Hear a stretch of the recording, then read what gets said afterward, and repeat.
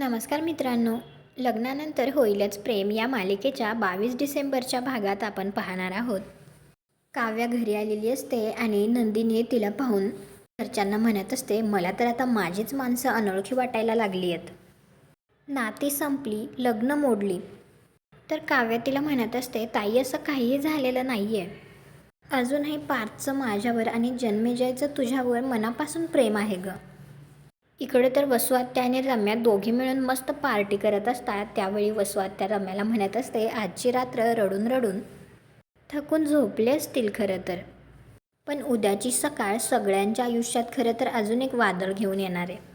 त्यानंतर आता दुसऱ्या दिवशी सकाळी पिहू मोबाईल घेऊन जीवाला दाखवतच म्हणत असते, 16 डिसेंबरची रील व्हायरल झाली आहे.